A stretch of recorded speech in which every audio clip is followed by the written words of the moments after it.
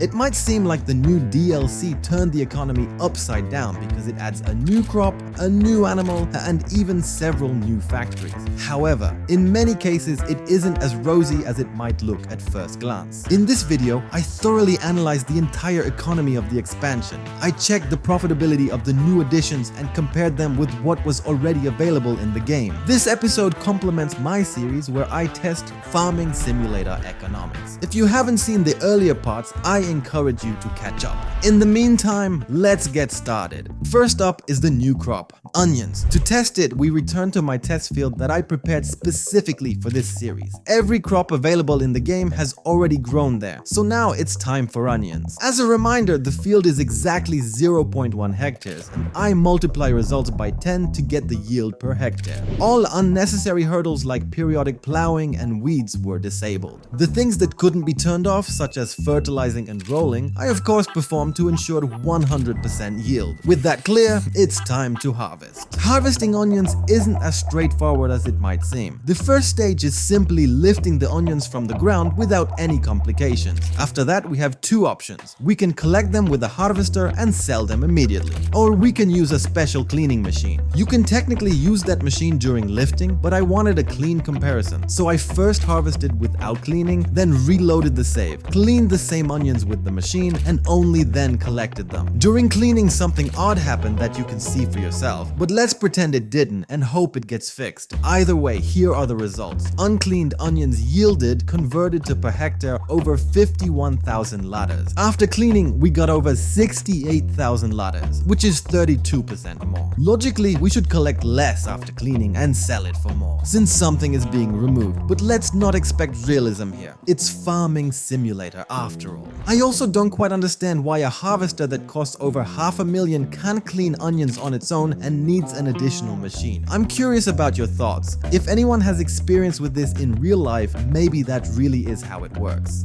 To sum up, profit per hectare from cleaned onions is over 37,000, while from uncleaned it's a little over 29,000. So yes, cleaning is worth it. And before anyone asks about prices, just like in the previous episodes, I used the highest price I observed over 5 in-game years, so the numbers I give are an upper bound. I'll use the same approach for factories. Closing the onion topic, we should of course compare it to other crops. In the overall ranking, it landed in 9th place, above parsnips and potatoes, but below carrots and sugar beet. So it isn't a particularly exciting crop in terms of profitability. On top of that, the harvest itself is a bit fiddly. So in a practical ranking, I'd also place it toward the lower end. Before we move on to factories, we've got a new animal to check. Or rather, I'd say it's basically a new skin for beef cattle because the differences are really minimal. I won't spoil too much. Here's how I ran the test. I bought one cow at 0 months of age, filled it up with TMR feed and straw, and waited until it reached its maximum sale price. That way I could calculate profit per hectare. Why am I even talking about profit per hectare for animals or factories? Someone might say that makes no sense, but here's my reasoning. I convert everything to profit per hectare to make all options directly comparable. This lets us see whether it's better to sell a crop as is or process it further, for example by using it as animal feed or in factories. Thanks to these conversions in earlier episodes, we found that some production chains are completely unprofitable and can even generate losses. I won't repeat myself here. If you're curious, check out that episode. To answer the next question in advance, how exactly do I calculate profit per hectare for animals or factories? I do it proportionally.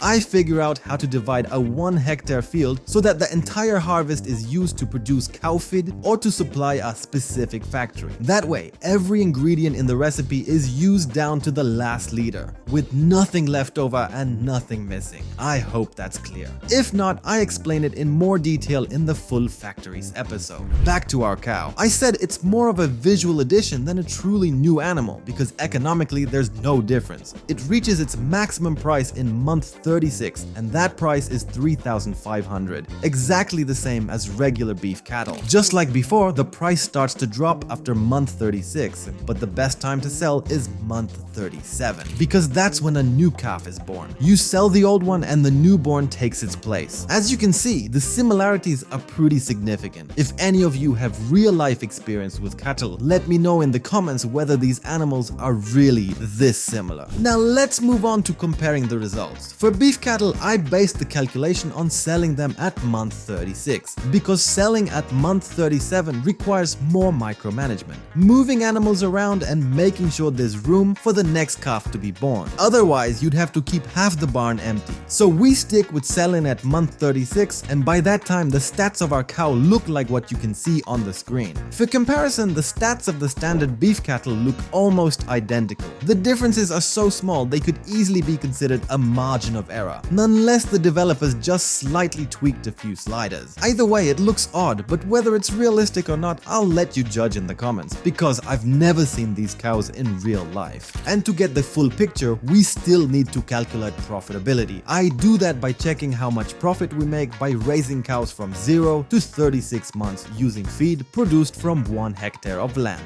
There are two scenarios here. The first one uses part of the field for corn, and the second uses grass entirely to make silage. The results for both variants are as follows. Of course, the final profit also includes the sale of manure and slurry, calculated at the highest available prices. The profitability of beef cattle turns out as you can see. The change is purely cosmetic, and that applies not only visually but also economically. You could even say it's more of a rounding error than an actual difference. Let me know in the comments what you think, and now let's move on to factories.